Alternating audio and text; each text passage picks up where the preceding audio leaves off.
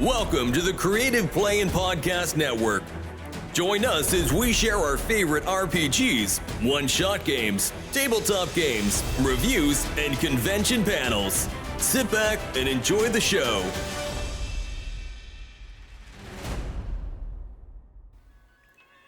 Hi, this is Kelly, aka Trixie from Ragnarok and Roll, assigned to Ragnarok Story, and Tilda Wimblewick from D&D Journey of the 5th Edition. First off, I would just like to say thank you to everyone for listening to our varied adventures, as well as for rating us on iTunes and rpgpodcast.com. If you haven't rated us yet, we would greatly appreciate it if you could. And if you're looking for more ways to support our efforts, we are now on Patreon, a great site where you can help us continue making more podcasts, as well as some special surprises for our patrons. If you can, please look us up at www.patreon.com/cppn. Every little bit helps. And again, thank you for listening. Good morning. Good morning. How does everyone this fine Sunday morning? Last day of con. Breathing. Yeah? Awesome. You're breathing? You're like, is it still working? I think it's all still working.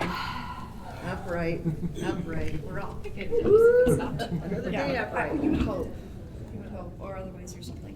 At that point. Well, it's 10 o'clock. We should probably get started. We'll just get started, yeah. So, I'm Thermo. I've been cosplaying for over a decade now, and when I first started, I did not have the budget I currently have, so I learned to make things work. I'm Sharon Skinner, and I'm old, so I've done this stuff off and on for many years. So, and I used to be in a dance troupe, and then I was doing a lot of steampunk costuming for a while. I was selling on consignment, and I'm just kind of a hands-on kind of person. So I like to get my brain quieted and my hands moving. And I think there are a lot of ways that you can do costuming on a shoestring budget. Absolutely. One of my favorite things to start with is going, obviously, to like thrift stores. They don't always look exclusively for clothing. Walk around the weird objects aisle, look at helmets, look at bats, look at bowls. You can use a lot of different things for costuming, and it might be pretty inexpensive. I've used children's toys too. Like I've taken little toys and turned them into crazy props. Just, hot glue and prayers. So you absolutely can start there. Is that usually where you start too? Yeah, I am a big repurposer, so I love to go to the thrift store. I mean, you can make a cape out of a tablecloth. You can do so many things. And I did a lot of steampunk costuming where I did go to the clothing aisle and simply, it's not hard. You can find a men's shirt that's got the right fabric and the right color to it and make a bib shirt out of it like that, because all you gotta do is cut out a piece of fabric, turn it into a bib, and stick that sucker on there. It doesn't have to be buttons and buttonholes. It can just be snaps. Yep. It's really not that and hard. kids' costumes often have a lot of really interesting aprons on them too, or little things that you can use as kind of accessories. Because maybe my adult body can't fit that anymore, but elements of it can still contribute to the garment, so you can still take pieces of fabric from that as well. Go when it's half price day, because 50% off is even better. And especially if they have like a section that has gowns and things like that, you get lots of fabric for a very little amount of money. Sheets, curtains, all kinds of things for really, really cheap. I like shoes, because I have really narrow feet, and I seem to get very lucky at thrift stores. Everyone seems to apparently have wider feet than me, so all the shoes that wouldn't fit everyone else, they fit me. And I'm like, oh, this is great. And you can always take a shoe that is completely wrong color and paint it or build like a cover for it later, as long as it fits the style and the height that you're looking for. That's honestly the most important. Or can you wear it for 12 hours in a day and will not die? That's also a good point. But I've had some amazing, beautiful boots. I found even a pair of like really nice steampunk boots for like $10. I'm very jelly because I have the wider feet, so fine. I will tell you that sometimes balance is a problem. I do fall a lot. I've learned to fall gracefully. Just let it look okay. But mean, in general, shoes are great, and there are times where you're not going to find a match, but sometimes it's useful as long as it fits both sides and with general shape. You can, like I said, paint it, glue stuff onto it, modify it, and who's going to know if the heel's the same height that it's a completely different pair of shoes? And I've also done where I've taken pleather or some sort of leather-like jacket and then put parts of that together with a shirt and steampunked the heck out of that, because you can add the elbow patches, you can add cuffs, you can move the cuffs from one to the other, you can put the collar on, things like that. And most of that is like, it's not that hard to do. You just have to deconstruct it and then reconstruct it. So it's really not as hard as you might think. Yeah. Yes. So knowing that you did costumes for things like small budget movies, talk a little bit about creating like military style uniforms. So when that was fun. So when we did Sacrifice, which is a film that you can rent for 99 cents on Amazon, I did the costuming and props for that, and that was a lot of fun. So for a lot of the military uniforms, I was able to just go to the surplus store. The surplus store, the military surplus store, has all kinds of good stuff, right? And they have the strap, the nylon belts, and the buckles, everything you needed, right? Except what I couldn't get there is I couldn't get a dress uniform. You can get all the ground uniforms, the field uniforms you needed. I couldn't get a dress uniform, and I needed to put my Air Force officers into something. So I went to the thrift store and I bought the right color blue suits, and then I retailored them to fit my officers. And for their insignia, I actually cheated a lot on the insignia. It was a film. I could get away with it. A lot of it was iron-on stuff.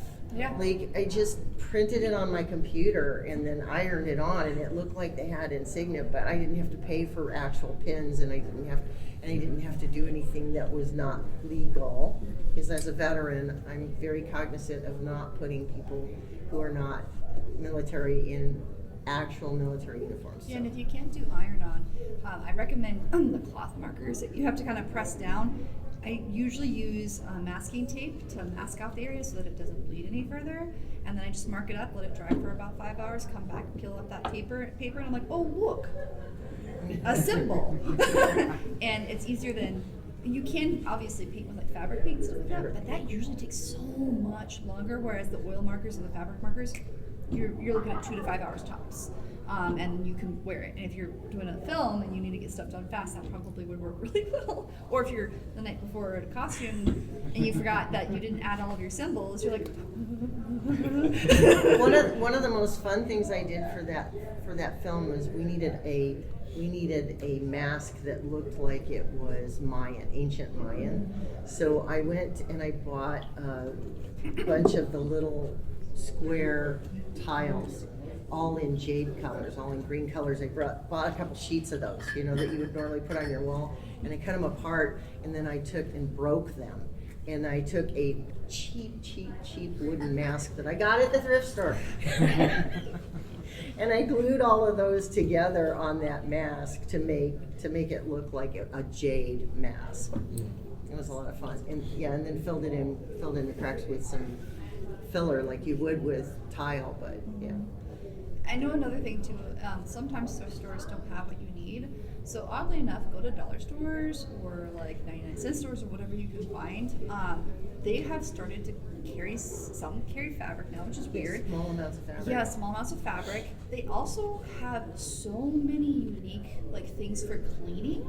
You can take one of those cloths for cleaning, you can sew it together, you'll have to be able to determine it, and you can dye it. It can become any color you want. So you can still operate on a really inexpensive budget if you absolutely need to. It just means you're probably going to dedicate more time. So when you are operating on a smaller budget, you are going to have to invest more time in it because you're going to have to go do more hunting, more searching, and it's probably worth it in the long run if you know that like I really can't afford this, and there's always a way to modify something, always a way to upcycle it. So I like dollar stores too.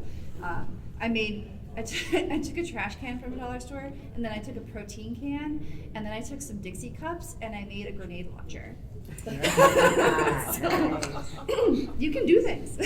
I worked with a buddy. It was quite a few years ago. We were worked at when it was Phoenix Comic Con, so it's a few years ago, and we steampunked all of the characters, the main characters of the Wizard of Oz. And one of the characters I got to steampunk was the tin person. We made a tin person, and I wanted to put a hollow place on this person's chest and make an infinity mirror to make it look like it was like completely hollow forever and ever. I used a Frisbee. Yeah. I used a Frisbee, cut out a heart shape in it, and then lined that with, I put a mirror in the back, and then I lined that with lights and put a see-through mirror in the front, and spray painted the outside of it silver so that it went with the costume, and then we put a harness so it would stay on the person's chest.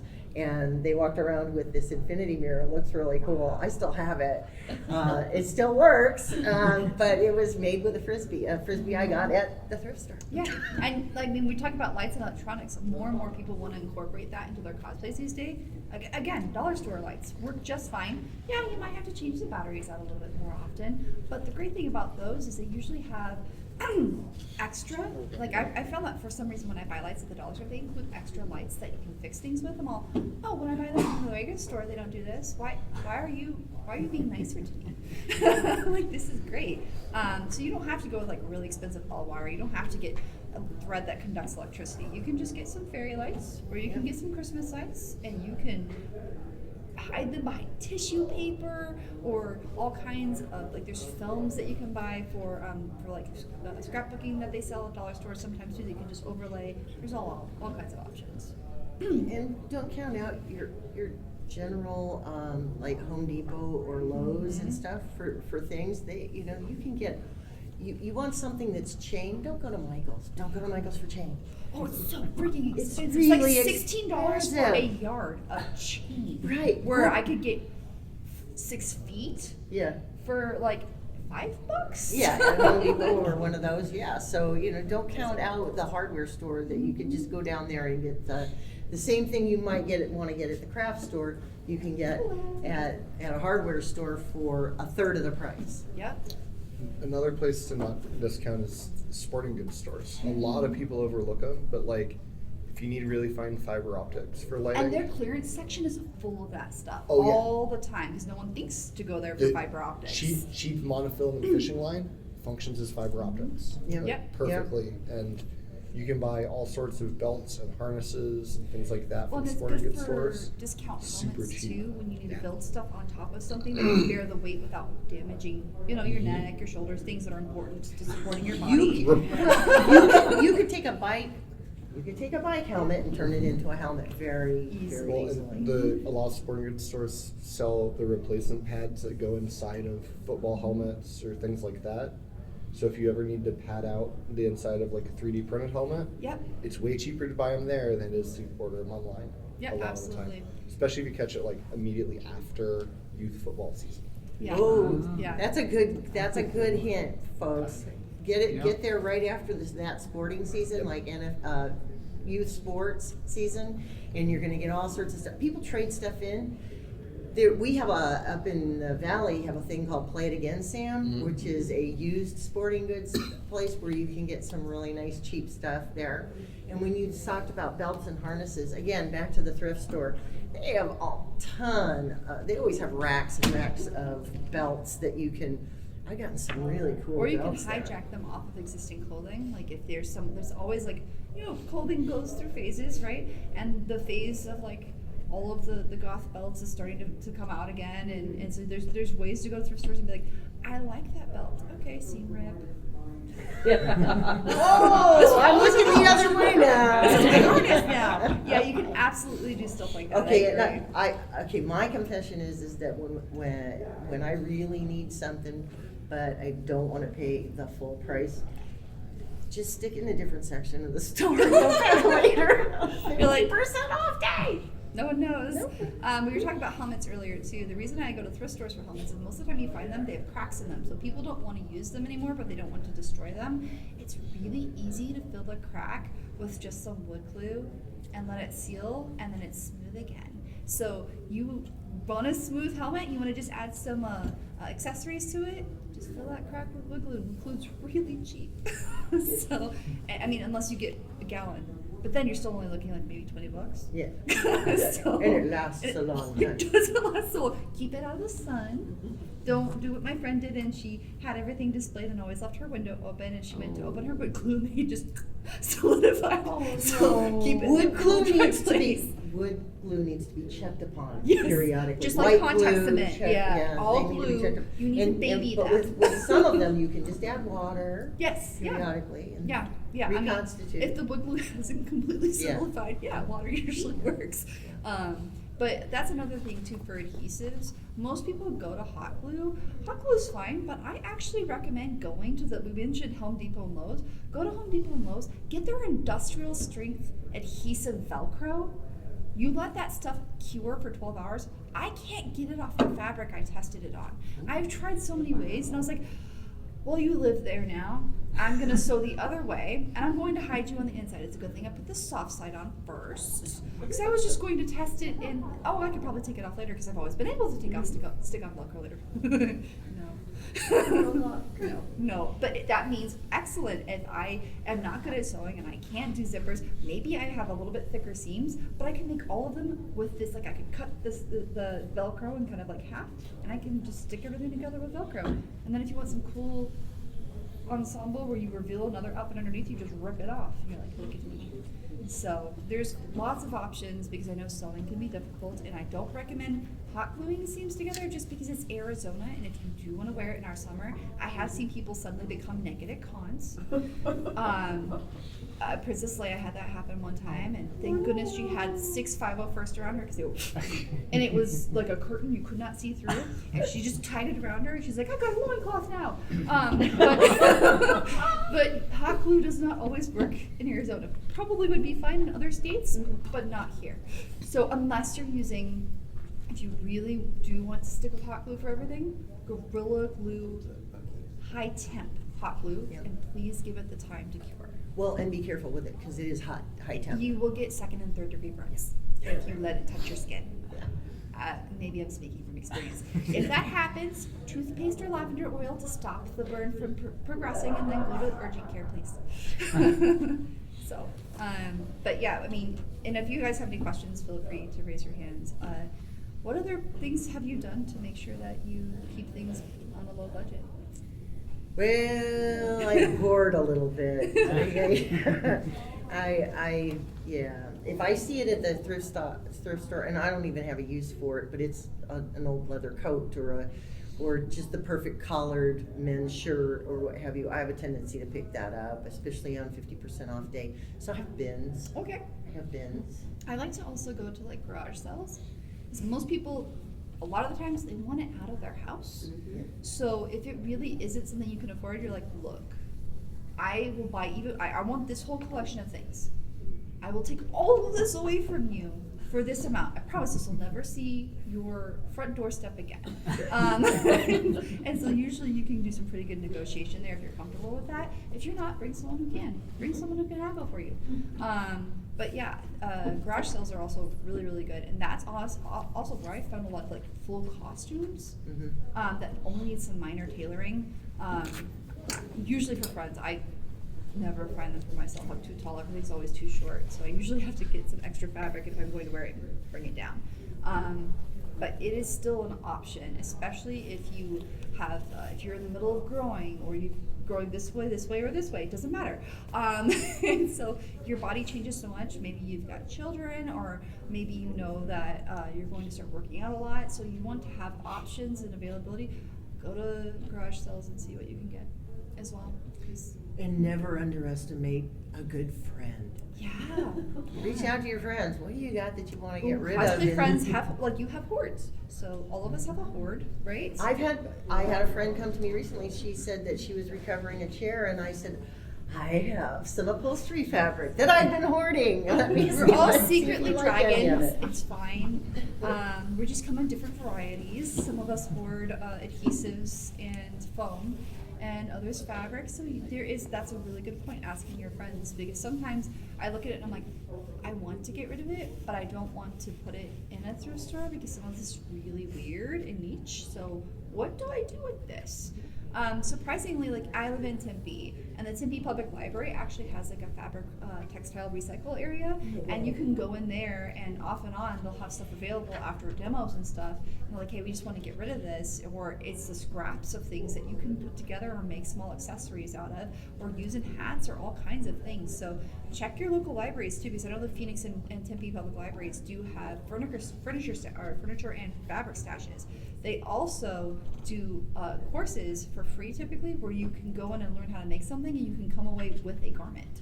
I did that recently this summer helping the Phoenix Public Library, where we taught a bunch of kids how to make capes, and suddenly they all left with a cape. So, they got a free cape, so check out some of those too to see if it's a free demonstration, and then you can walk away with another garment. And if you're up in the valley, we have these fabulous stores called SAS. There are several of them, and they are glorious, and they have really good prices, because what they basically are is warehouse remnants for the most For part. the older, from like Joanne and I think Yeah, Michael's, from a lot of the other fabric stores and places that would, it's the end of the bolt, or it's the end of that season, or what have you. Or it has some of them will have like a minor tear or misprint, and I'm like, where's the misprint? Yeah, you can't tell. Yeah. So SAS, we call it SAS. Yeah. SAS Fabrics is a really great thing. So if you live down here but you go up to the valley periodically, make sure that you hit the SAS stores. So Tempe SAS has really good athletic fabrics and so much flair, and they also have a ton of trim. Indian School is, if you want bling and you want something to make a ball gown, that's where you go. And then the one off of Dunlap is the mega store that has everything. The warehouse of everything. They have gyms, Velcro, they have foam, they have everything. It is massive. It is hot, but it's worth it. Also, we were talking about whether or not you sew. I mean, the libraries have what they call their library sections, where they will offer tools for sewing and things like that. But also, rough edges, who cares, right? You can get Fray Stop, which is this stuff that you can buy that So you can put along the magical. edge of something, and Or it you will can stop be it from angry fraying. and light the fabric on fire.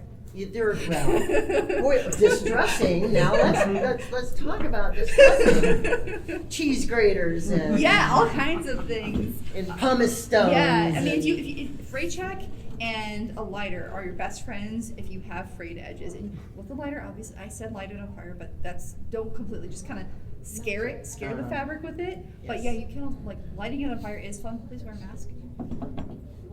Just wear a mask. And have a fire extinguisher nearby. Yeah. Or just be prepared to throw it in your bathtub and jump on it. That works. Probably be doing it outdoors. It's actually. kind of fun. Yeah, actually. outdoors is with a hose and a I have a ventilation system now that I figured out in my bathroom. But yeah, you should normally do it outside. But we were talking about the libraries and tools. In Chandler, they even, for individuals who maybe aren't necessarily interested in fabric, they have a 3D print program. You have to sign up, they have a sheet of when it's available, but you can print and then you just get it. I don't think they're charging any fees yet. I think they were talking about it for larger projects, but it was cents on the dollar compared to actually trying to invest. Mesa Library does the same thing. Yeah. Phoenix has the 3D They're print. working on it. It's still building out. That one's a little bit smaller, building but it the up? Chandler one's, it's a huge lab. There's 4 or 5 3D printers, and they even have laser cutter now too. I think all 3 Mesa Library branches have them now. Yeah, so that's a really good way of, I can't necessarily afford this, so you just enter a queue, and then on that day you get to use it, you get it done, and then you'll start working on something, and then you're like, okay, my next piece is coming up, enter the queue again. And that's just a resource that you can use if you're not interested in fabric, but you want to make armor or props. Yeah, because I know, having invested in my own 3D printer and spending $400 and having it just break recently and having replaced $50 worth of parts, only to find out it was one little tiny line that now I have to replace that was $10. It happens. The troubleshooting's rough on those, so maybe just rent one. It depends on how technical you are. Yeah. Or if you have a family member who has one. Well, see, and I'm technical, but I'm angry at my 3D printer right now. We're having fisticuffs. happens. There's also another thing too. If you do have your own and you're using it, be aware of the temperature of your home and if a fan is on. It will not allow the filament to stick to the print bed if it is too cool. So the trick is either putting wood glue on the filament bed or putting just masking tape. Whereas in the libraries, they have temperature controlled areas that guarantee it will stick to the plate at all times. So if you are really angry at yours and you don't want to troubleshoot it, you can still go to the library. Let me make sure I think we're doing good on time. Yeah, we're doing good on time. What other, like, have you made anything that, I know you did like movies, it sounds like you've done movie work. What's probably one of the most difficult ones that you've had to put together on like a really limited budget, like a difficult costume? Oh gosh, that's a really good question. One of the most difficult things that I ever on a limited budget was probably be steampunking out all those characters from Wizard of Oz. Because I had the wizard, I had the Wicked Witch, I had the Tin Person, and then I also did the flying monkey, which turned out to be my flying messenger. So and I had this sweet kid, he's so sweet, just the sweetest young man, and I put him in a little uniform, and I made these giant wings with gears all over them and everything, and he was really fabulous. But that was a lot of work because I did the broom for the witch. I waited till after Halloween, and I got one of those actual crookedy looking brooms, right? That as you do after when they're on sale. Yeah. And then I added a muffler and some copper tubing that I had picked up somewhere, and then I put some lights on it. I got some of the fairy lights, and I stuck some lights on it, and that was a lot of fun. Doing the infinity mirror took me a while to figure out how to do that for the Tin Person, but that frisbee worked out really perfectly. And then I just tin foiled the back of it so that if you saw the back of it, it's got an on-off switch and everything. So you mentioned after Halloween. That's a really good thing to think about. Think about the last 5 days after Halloween and go to Spirit Halloween. If you don't have the ability to create or craft, or maybe you don't have the time, because like I said, it's a big time investment to keep it on a low budget, you can get Spirit Halloween costumes that are elaborate. They're starting to create premium costumes now that can be upwards of $200 for $50. Yep. And I mean, it includes the hat, the shoes, all of the garments, even sometimes a prop, and they're really well constructed, and they're even including multiple sizes now. They started getting more size inclusive. They're including, I think, up to 2X now. They're working on 3 and 4X, so they're expanding their profile, and that might be a really good option. Yeah. It's where I like to go, like you mentioned, props. It's where I like to go to get extra props if I'm traveling, because there are some props that I refuse to travel with. I worked so hard on them. They're not going in my suitcase. I don't mind driving them in Arizona, but if I have to fly somewhere, no. I'm going to get something that I can take apart. I don't mind being somewhat damaged, and yeah, it's not going to be as pretty as the one I made, but that's an alternative too. If you have this beautiful costume you worked really hard on, and you love the prop, but then you want to fly somewhere with the costume, and you're like, but I love this prop, and I don't trust TSA, just go to Spirit Halloween and be like, I'm gonna modify, and I'm gonna add some PVC tube and be like, pop it apart. I mean, PVC also PVC can make anything. I'm in the middle. I didn't have time, but again, mentioned time. But I'm making a prop. There's an anime called Dungeon Meshi or Delicious in Dungeon. Yes. And I'm working on the staff for Marcel. I finished the costume. I already have to take it apart and shrink it because I lost too much weight. That's fun too. But it's just it's the blue tube meant for like pools, and then the thin tube that runs the wire for like if you have a special jacuzzi or something, and then just a metal tee that I'm gluing it all together and wrapping it with foam and foam clay. And it's going to in total cost me maybe $25 to construct. And I do have brown spray paint, but I could just use the $2 acrylic paint if I really wanted to. Yeah. Just talking about flying.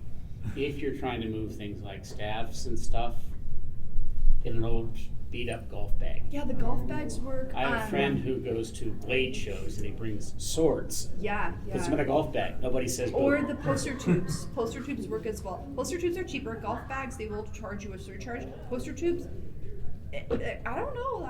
They're just like normal fee, and I'm like, oh, cool. So, fishing rod holders. That's a good point, Some too, yeah. airlines will not charge you a luggage fee at all for fishing line holder, for What? fishing rod storage containers. So now I'm gonna research which airline. Because so certain types of sporting equipment that are part of the tourism industry, they don't charge additional fees Cool, on. so I can just get charged the tourism fee by the hotel, but not on my prop. Yeah. Brilliant, thank That'll you. work. So save money, apparently get a fishing bag. So, That's a great, and that's another thing too, is maybe you have the costume, but you're trying to travel with it. Travel can incur cost. It really can. Because you're like, how do I pack it? Do I have a suitcase for it? Do I have something to work with? How do I travel with this item? And I will say, if you're willing to do a one-time investment of a Pelican case, almost everything will fit in that, and a Pelican case can count as luggage, and they won't charge you an extra fee as long as you're not over the weight. And honestly, I fit more in a Pelican case than I have in most other things. Harbor Freight sells Pelican case copies that are a third the price of normal Pelican cases, and from a structural perspective are 95% as good. I'm so glad that you mentioned Harbor Freight, because Harbor Freight is also a really great Yes. place to get all sorts of really good stuff like foam that you can heat up and you can cut Yeah. and you can You know, glue there's a together. sale at Harbor Freight right now. Yeah, there's All right, let's go. I feel like there's always a sale at Harbor Because Freight. at the end of the day, end in Y, there's a sale at Harbor Freight. Do you have a question or comment? No, just a comment. If you're looking for, if you're not fussy about appearance of like copies of Pelican cases and stuff, there's a bunch of places in Tucson that sell on Craigslist of old like military style kind of Pelican cases cool. that are very sturdy. They don't look good, but they're really sturdy and they're Honestly, really cheap. it There's a doesn't couple of have to like look good. outlying areas of Tucson where there's just whole warehouses of this stuff. So I'm from the valley. That means I need to come here more often and get some Pelican cases. I will be honest, like I know I purposely try to avoid having pretty suitcases or things. Because if it's getting thrown in an airplane, it's not going to stay pretty long. The only thing that I get that's pretty is a carry-on, and that's it. That's because I know I'm putting it in there. If it gets dirty, it's my fault. So, but yeah, no, and the great thing about the Pelican cases is they stack until they're the correct size of a suitcase. So you could technically have 3 cases there, and as long as you're careful with weight, once again, you're probably getting a heck of a lot more in there than you would in a suitcase, which is a little bit awkward to zip up and cover it because they have that folding seal. And I mean, Pelican cases, there's different types of seals, but they're great for travel. Alternatively, you can go to the dollar store and get those 5-gallon tubs and just throw all your stuff in the tub and put it in the back of your car. That works too. You don't have to have a suitcase. Yeah, it's going to be a little annoying carrying it in, but it's so much cheaper than buying $90, $100, $200, $300, $400 suitcases. Apparently they're in the thousands now too, which is disturbing. But just 5-gallon bins. The black and yellow bins from Costco are a really good alternative too. Yes. Some of them have wheels now too. Yeah, and they're designed to be zip tied shut. Yeah. Yep. So as long as you don't have anything that's TSA sensitive in it, you can just zip tie them shut when you get to the airport. And I like to lock get them down those. and- TSA actually has approved Velcro that locks, and they have something that they can open it with, and so you could use those Yeah, too. use those too. Yeah. If you're looking for, somebody said something that jogged my brain. If you're looking for something to give shape and structure, I one time I was making the judge costume from Undiscovered Country. So the Klingon with the big cowl, and it was like, how do I make this thing, stand up? So I went to Home Depot and I got the insulation that you put over thin copper pipe, and I used that in the cowl. That's smart. And sewed around the cowl, and then I used fabric paint to put the symbols on the outside of it. Just all set. And it stands up. Now, in this thing, how many years ago it was that we made that, and it's still, It's at least 8 or 10. yeah, it still works. And then I just, for the glove, I just got a foam ball and a glove and put some metal rings on the glove and did the whole thing in black so that you could do the pound on them. Yeah. It's really loud. You mentioned like taking shape and form too. If you don't have a dress form, because dress forms are really expensive, especially the really good ones that are pinnable and easier to work with. You can create a body double. I mentioned this, I think, the first day I was here, where what I recommend is one, get surgical shears. Get the cling wrap, saran wrap, because that way it doesn't, because sometimes saran wrap will just come apart. So cling wrap, saran wrap around yourself. And then I recommend masking tape first and then covering in duct tape after, because it's easier to cut. But if you don't have it, you just want to use duct tape. Also, if you're creating a duct tape of yourself, do not wrap.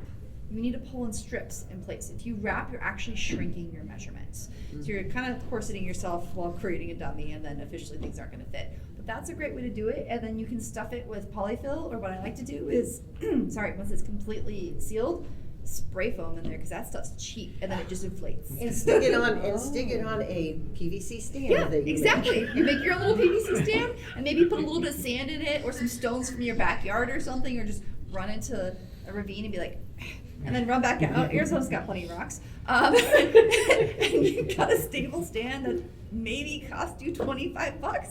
So, and you can use it over and over and over again. You can also just go buy a cheap sheep on, sheet. Wow. Sheep, yes, we'll get sheeps. Sheet from a thrift store, like, half price day, and create a pretty form to look over it so no one knows it's duct tape. You're okay. It's fine.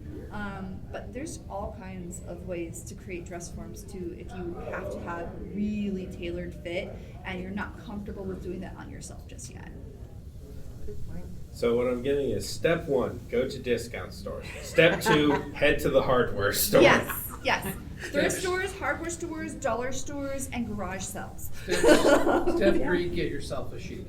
A sheep. Because you know what? If you're not allergic to wool, it's going to always provide you with fabric. And it will mow your lawn. So. It's a twofer. I'm And sadly a rule allergic to to live wool. by, stay away from the craft stores. There. So I wanna throw that question back at you. What was one of the toughest things that you've done? That I kept on like a pretty low budget. So I would probably say the toughest thing I've done on a low budget. So this is gonna sound weird, but I'm horrible at making bathing suits. I can do bodysuits like crazy, but bathing suits have to have specific structure to them so that they don't show things when you're swimming. So I went to a thrift store and I got like a white bra that fit me pretty closely. I got some form-fitted shorts that, after testing in water, made sure they weren't see-through because this had to be white. And I was like, why does it have to be white? And then I just got scraps of fabric and I created a Sailor Jupiter swimsuit. And it was really difficult just because all the testing involved to make sure I was not going to look naked, that you couldn't see anything, that I had to turn the shorts into underwear, which sounds easy, but isn't when it's stretchy. And then I had to have all of this frill and lining, and so you have to hand ruffle everything, because I wasn't going to spend money on pre-ruffled fabric, and I'm using thrift store fabric that had some issues with the stability of it, so then I had to go in and starch everything. But it was, I'd say that was difficult just because the tailoring of it took so much time, and due to me not wanting to invest in the fabrics that would have worked really well, because athletic spandex is beautiful but expensive, that was probably my most difficult project. And I wanted to upcycle a wig, and I'm awful at wig styling, so after nearly destroying the wig twice, some fabric softener and I made friends with one another, and I learned to become more patient. All because I wanted this really fluffy ponytail. And it got destroyed in the water anyways. And my dumb brain was like, wait, you're gonna go in the pool. Why do you want this fluffy ponytail? It's gonna fail. So yeah, bathing suits seem so easy, and they are the bane of my existence. They're terrible. So you guys have talked a lot about low-cost options. Are there any projects that come to mind for you where you've had like accessories or like little greeblies or things like that you were able to add to props or costumes that were no cost, whether they were from like upcycling cookie containers or things like that? Absolutely. Yeah. Yeah. What Yeah. are some that? come So in one was for- that grenade launcher. I made Nora Valkyrie from Ruby, and I made her grenade launcher. And there were a lot of parts on that I just walked around my house and was looking at the shape of things and like, do I need this anymore? No, I don't. I don't need this anymore. This will work. I've taken I had a yardstick that was kind of getting old and having problems. I used it to stabilize a sword. And it worked better than the other stabilization methods I'd used previously. And I was like, why did I not try this? This is so frustrating. I've also had several instances where I couldn't find a pattern that worked for me, and I was getting really, really frustrated. And I had some shirts that had like little holes in them or things that were getting, so I took them apart because they still fit me well. I just knew the fabric was getting older because I loved them to death. And I took it apart and I turned them into patterns that are now permanent for me. And I just know that where there was a little hole, I need to draw a straighter line, because that's not there on purpose. That was because I damaged the garment. But patterns can become expensive over time. So having my old clothing turn into my future patterns is a great way I've saved money. Yeah, deconstructing is a really good way to do that. And especially when you're first learning and you don't necessarily know, and even simple patterns can be complicated to follow if you don't know how they go together until they go together. So if your brain works like that, taking apart something that you don't care about anymore and deconstructing it and seeing how it was put together and then laying it out to see the shape of it will help your brain engineer whatever it is you want to build later. I got to a point at one point where I just quit using patterns, and I would just figure out what the shape of the once you get sleeve comfortable with needed it, to it's be, so or the nice. shape of the Yeah. bodice needed to be, and I would just cut it out. I would just I would go get curtains or whatever, Yeah. and draw it out, and then cut it, and then make costuming out of that. Also, water bottles or soda bottles, great jet packs. I save. I border on hoarder. I truly do.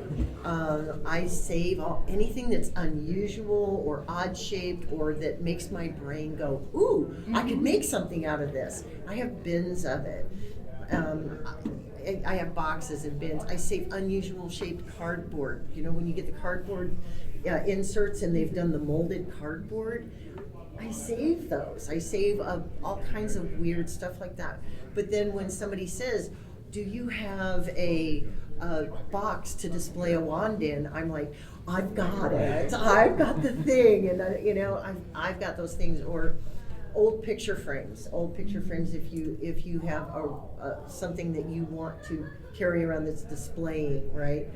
Old picture frames are really good for Newspaper things like that. too, and tinfoil is really good if you're sculpting. So you can build a shape of a form and then sculpt around it, so you don't have to use as much product too. I've done that so many times where I've saved so much money just using lots of tinfoil to create like shapes that I then sculpt a little bit of like maybe Sculpey or a little bit of foam clay around, and then I officially don't have to make it lighter and I don't have to make it as heavy, and I'm like, oh, this was great. This works so much better. Yeah, and foam inserts, old foam Old pillows. furniture that's like falling apart that you plan on getting rid of, still the foam out of it.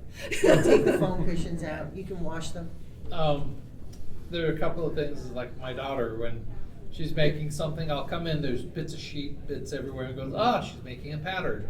Because she buys, the bag of sheets and then cuts them up for the pattern. The other thing is, we sat there and skinned a sofa. It was a leather sofa. So we skinned it for all the light leather off of it. And then I was like, and the foam and this and basically You can use the wood frame for things too. that was the only problem. The reason we're getting rid Oh, of it's the just cat old wood? is that Okay. the wire that was mounted for the springs was kind of chewed up the wood. Oh. However, that still was oak wood, so it went into a fireplace. Right. The frame went into, I salvaged that. There was not a whole lot that got thrown away except for the cardboard pieces. Yeah. But it was like skinning the sofa. I have an awful lot of light brown leather now.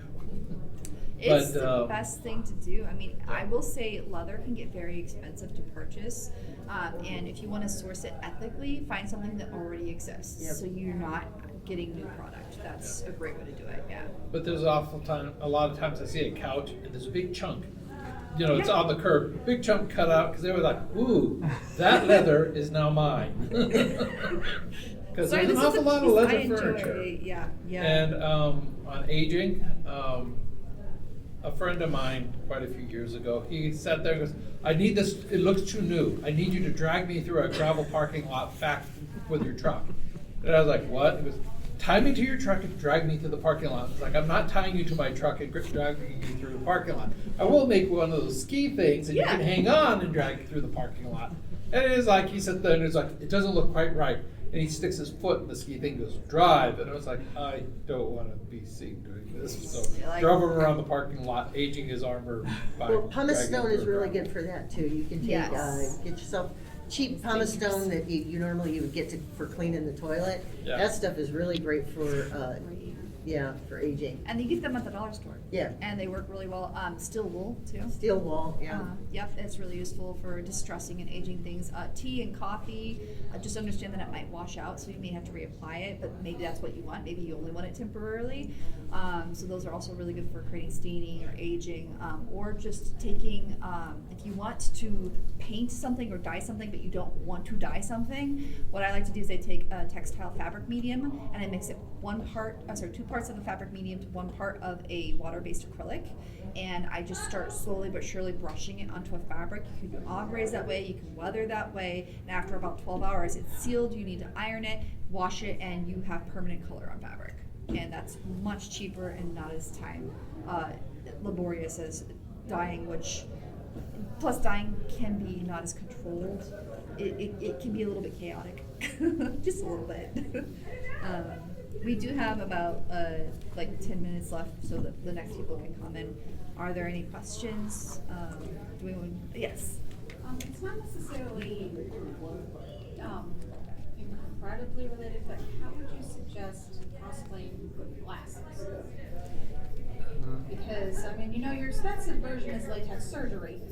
I have contacts because glasses are too, I'm so blind that the glasses are actually a little too far, so it makes my eyes strain, so I can't wear them for very long. Yeah, because, I can't wear contacts. Yeah, not everyone can. Going into something that's like a medieval or epic fantasy sort of world, the glasses kind of don't end up quite looking part of your costume. I recommend doing what people at the Renaissance Fair do. Have you seen what they do at the Renaissance Fair, like the Arizona Renaissance Fair? There are people now that they're creating like masks out of their glasses. So they're taking pieces of foam or pieces of fabric and they're creating it's almost something that you slide on, or they'll use like a little bit of wire. Like clip-on sunglasses. Yeah, and so they create that to where that's this beautiful, like they'll have wings, or they'll have vines, or they'll have leather pieces that match whatever it is they're wearing to distract from the fact that you're wearing glasses. But in my opinion, if someone is getting angry at you for a mobility aid because you cannot see, they're jerks. Yeah. So I'm out at the Ren Fair every year selling books because I'm an author and I have books to sell, and I'm out there every year for a weekend and at the bookshop, and I can't wear these glasses because they turn dark. But I can wear regular glasses, so I went out and got a pair of glasses that I have a frame that at least look more like they would fit. Like wrought iron kind of a thing? Yeah, more in the keeping of. So I'm still wearing my glasses, but they don't stand out. And if you can't afford to buy a new frame, you can just buy really cheap jewelry wire and just wrap it around your frame to give it that kind of eccentric look for the Renaissance Fair. Or if you want like kind of the old time, like, hey, I learned how to make glasses in ancient times. Ha, ha, ha. Just make them part of what you're doing and own it. Just own it. Yeah. There's a lovely Japanese armor helmet that I saw that has glasses in it, and it's just it draws your eyes to the glasses because they built it in the helmet to show off. I'm got glasses. This is part of my helmet. You could do that and just draw attention to it, saying, "I'm so rich, I can afford." Where it's like a feature. It is a feature. It's a feature. Of the costume. Yeah. What I used to say is, "There's a gift from the Fae." There you go. Yeah. Well, Sorry. If you didn't hear me, what I used to say was, "It's a gift from the Fae." I don't know where they got them. This is just a miracle aid. It's amazing. Yeah. Zenny and I Buy Direct both have historic glasses frames available too. So that's something. Zenny and I Buy Direct both have historic inspired glasses frames available. Yes, any optical. There's also another. I'm forgetting its name right now. Yeah. I pair wear or something like that. Yeah. They have snap-on ones, so it has magnets into it. If you don't want to buy ones, you can just glue a small neodymium magnet to the corner of each, and then you can make your own little snap-on shade that matches whatever you want for your costume. One of those sites sells replicas of the Teddy Roosevelt glasses. Oh, yeah, they even do. that are like the pinch nose, current production. Neighbors. Those are so uncomfortable to wear. If you want to breathe, maybe don't wear them. Or just glue them on and make it look like it's pinched. Like, honestly, here we got some prostate. You can stick a magnet up your nose. You can do that too. And then That just actually get the does magnet work. later. I've done that once before. Yeah. I don't recommend sticking things up. I maybe glue There's a that doctor in the room. I'm gonna say, don't stick anything up your nose. Sticking things in orifices is never a good idea. These are long bar magnets, so it came all the way down the side, so it wasn't too bad. But Yeah, don't use tiny magnets. In general, I recommend just first and foremost, people should not be harping on any one because they need glasses to see. As someone who grew up with glasses, it is an aid that ensures you're not going to maybe run into them or trip over something. But if you do really want to embrace that, then yeah, like all the suggestions everyone's made are the best way to go. So what would you say then that your favorite Champagne cosplay in a thrift store budget has been? My favorite, gosh. When I steampunked the Wicked Witch, because I took 2 different black gowns, turned them into one, turned it into a big bustle, and I do headpieces. I should tell you this. Headpieces are a really fun thing to do, and I don't do wigs, but I do headpieces. So I will take the floral wire that you get at the whatever, the cheap floral wire or some cheap wire that you can get at Home Depot, and I will make the frame. I actually have a head that somebody gave me that they used when they were learning to cut hair, and it's just they're it's a wonderful. wrap. I have one. It looks It's a terrible, rack. but it works beautifully. But yeah, and I will wrap that around there, and then I will wrap fabric around that. I will tear strips of fabric and wrap that around the wire to make it soft so that it's comfortable. And then I have one that's a Medusa. It's all these snakes. What I did was I took trim that's about this wide and glue, and then I put wire through it so that I could twist it to look like snakes, and then I made sewed the ends so that they were pointed, and I put little tongues on them. So I have a Medusa that I've done that with. But for the Wicked Witch of the West, I took all sorts of coiled tubing that I stuck wire in and coiled, and then I spray painted it. And then between that and I tied knotted rags down on it we as haven't well, talked. and beads. Yeah, so you're talking about headpieces. We haven't talked about wigs though. If you do want to do something like really like champagne wigs, like things that look really, really nice, they're expensive. I've seen a lot of people creating yard wigs, and they create wefts for these wigs that fits their head exactly, and then they just tease and brush out the yarn, and honestly it looks so close to hair and it's so much cheaper. I'd recommend that if you're really good at doing any kind of I don't know if it's knitting or if it's crocheting, thank you. I think it's crocheting for most of them, but it's a great way, and a lot of people will just take an old baseball cap from a thrift store and glue it onto it, so then they just pop it right on their head. Yeah.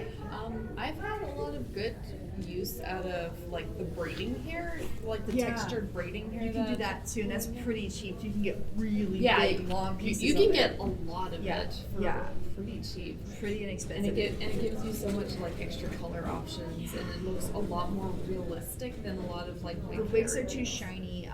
If you do have a wig and it was inexpensive and you want it to look more realistic, hit that thing with dry shampoo like your life depends on it, and it will look realistic after about 3 to 4 coats. I've also heard if you use fabric softener, wash it with fabric softener. It will for some of them. Some of the newer synthetic fibers, for some reason, they have some kind of like shining gloss to them. Yeah. It still has a little bit of a hint, but yeah, the fabric softener strips a lot of what they're sealing it with for travel. Yeah. I think we're at time, so where can everybody find you? You can find me online at SharonSkinner.com. I'm also a book coach and freelance editor, so you can find me at bookcoachingbysharon.com. And you can find me at thermo_AZ on Instagram or thermoaz on YouTube. And I also am a part of Cos Talk Live, which is a cosplay podcast, and I stream there usually 3 times a month, but we're about to go on our hiatus because it's about to become the holidays, and getting anyone on stream during the holidays. And Thermo, where will you be next? Well, next week I'm going to Las Vegas for Fallout Days, which Fallout's a video game series, and they're doing the Good Springs Fallout New Vegas, so I'm going to be a ghoul. Awesome. I enjoy being a ghoul. Yeah, ghoul's fun. And I will be at LosCon at the weekend after Thanksgiving. So nice. Yeah. Then it's break time until January. Yes. Oh wait, no, sorry, I'm helping a library in December. I lied. Yeah, I'm at a library until mid-December. It's like stuff just keeps popping up. Thank you, everyone. Thank you. I learned a lot. Yeah, that was great. I love that. That's awesome. Now we Thank you for listening to the Creative Play-In Podcast Network. If you enjoyed our show, please check out D&D Journey of the 5th Edition and Ragnarok Enroll a Scion Hero to Ragnarok Story. Also, check out our Patreon page for more content and behind-the-scenes things, as well as joining us for a one-shot game or two.